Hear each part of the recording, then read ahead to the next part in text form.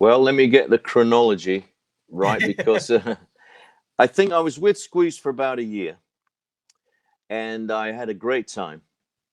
But I was basically the keyboard, playing keyboards. I was the keyboard player, apart from singing that one song, which was a bit of a breakthrough for them in the US. Tempted, but I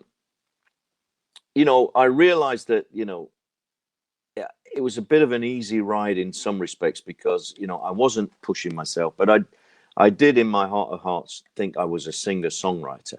So I was kind of persuaded by a few friends and people that I should leave Squeeze and try and do a thing. And I wanted to work with Nick Lowe. That was another reason. So Nick produced an album for me called Suburban Voodoo. It's a pretty wild record for me. But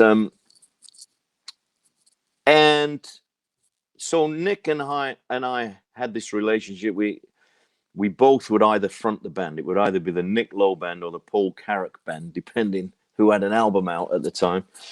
And that was also a lot of fun. But and we did a lot of tours, a lot of bus tours, often as the opening act for people like we opened up for Tom Petty on several tours, the Cars, people like this, and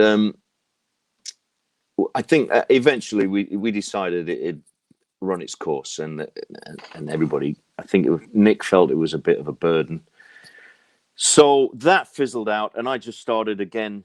Oh, but coincidentally, towards the end of that, coming to its conclusion, I got a call from Mike Rutherford to see if I'd like to go down. He was making an album. So Mike Rutherford is the guitar player from Genesis, if anybody who doesn't know. And Phil Collins was having this phenomenal, successful solo career, and I think Mike was a bit of a loose end, and he decided he was going to make a solo record, but he didn't want to sing. So he got myself and a couple of other guys, notably a guy called Paul Young, not to be confused with there's two Paul Young. So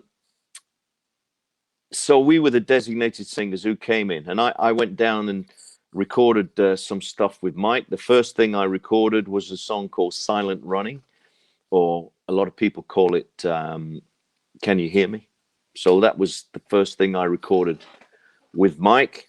I recorded 3 or 4 songs, and I thought, oh, that sounds great to me. It was so different from Nick Lowe and the stuff we'd been doing, which was very low tech, rough rockabilly, rock and roll, and then Mike was going for the more polished pop synth stuff, and